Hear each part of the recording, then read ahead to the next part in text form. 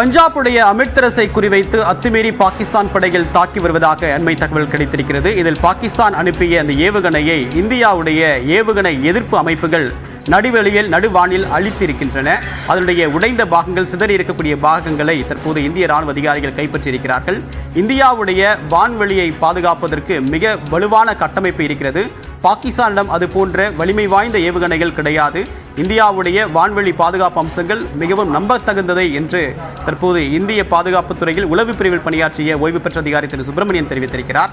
இதேபோன்று பல இடங்களில், குறிப்பாக காஷ்மீர் பகுதியில் எல்லை ஓரத்தில் பாகிஸ்தானுடைய தாக்குதல்கள் அதிகரித்து வரக்கூடிய நிலையில் தக்க பதிலடி கொடுத்து வருவதாக இந்திய ராணுவம் தரப்பில் தெரிவிக்கப்பட்டிருக்கிறது. அனைத்து கட்சி கூட்டத்தில் தெரிவிக்கப்பட்ட முக்கிய அம்சங்கள் என்னவென்றால் 100 தீவிரவாதிகள் வரைக்கும் கொல்லப்பட்டிருப்பார் என்ற ஒரு தகவல் இருக்கிறது. ஆனால் இன்னும் உறுதிப்படுத்தப்படாத தகவலாக இது இருக்கிறது என்ற ஒரு தகவல் தற்போது பகிரப்பட்டிருக்கிறது.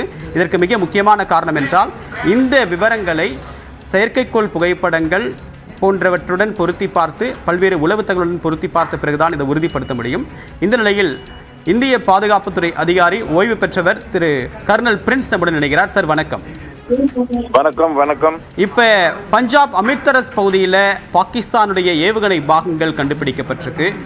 இந்த தாக்குதலை ஒரு சிறிய அளவிலான தாக்குதலா எடுத்துக்கணுமா, இது பாகிஸ்தானுடைய பதிலடியா பார்க்கணுமா, இது எப்படி எடுத்துக்கிறது சார்? இதை பாகிஸ்தானோட பதிலடி அன்னைக்கே ஸ்டார்ட் ஆயிடுச்சு. உங்களுக்கு நம்ம பேசியிருந்தோம், பூஞ்சில அவங்க சிவிலியன் டார்கெட்ஸ்ல 3 பாம்பு போட்டிருக்காங்க. இதுக்கு முன்னால அவங்க ஸ்மால் ஆர்ம்ஸ் ஃபயரோ இல்ல ஹெவி ஃபயர் பண்ணும்போது நம்ம பார்டர் அவுட் போஸ்ட்ல தான் ஃபயர் பண்ணாங்க. ஆனா அன்னைக்கே அவங்க காலையில 3 பாம்பு நம்மளோட சிவிலியன் ஹவுசஸ்ல போட்டு 8 பேர், நம்மளோட 8 பூஞ்சில இருக்கிற 8 ரெசிடென்ட்ஸ்க்கு மரணம் ஆயிருக்கு. ஒண்ணு. ரெண்டாவது, அந்த டைம்ல ஒரு ஃபாரின் சேனலுக்கு பாகிஸ்தானோட மினிஸ்டர் இன்டர்வியூ கொடுக்கும்போது, ஃபாரின் அஃபேர்ஸ் மினிஸ்டர் இன்டர்வியூ கொடுக்கும்போது ஒரு ஆன்கோயிங் ஆபரேஷன் ஆயிட்டு இருக்குன்னு அவர் 2 தடவை அமுத்தி சொன்னார். அதாவது அவங்க அடிச்சுட்டாங்க, நாங்க பதிலடி கொடுப்போம், பதிலடி ஆல்ரெடி ஆன்கோயிங் இருக்குன்னு. அப்படின்றப்போ அவங்களோட பதிலடி அன்னிலிருந்தே அது ஸ்டார்ட் ஆயிருக்கு. இன்னைக்கு 2வது வந்திருக்கு. இன்னைக்கு நம்மளோட S-400 மிசைல்ஸ் ப்ராபப்ளி அவங்களோட 2 மிசைல்ஸை இன்டர்செப்ட் பண்ணி அந்த மிசைலோட பார்ட்ஸ் தான் உங்களுக்கு அம்ரிஸ்டர்ல கிடைச்சிருக்கு. இது நம்மளோட டிஃபென்ஸ் ஷீல்டு அது அதை அந்த மிசைல்ஸை ஸ்டாப் பண்ணியிருக்கு. அதாவது நம்மளோட ஆக்ஷனையும் பாருங்க, அவங்களோட பதிலடியோட வீக்னஸும் பாருங்க.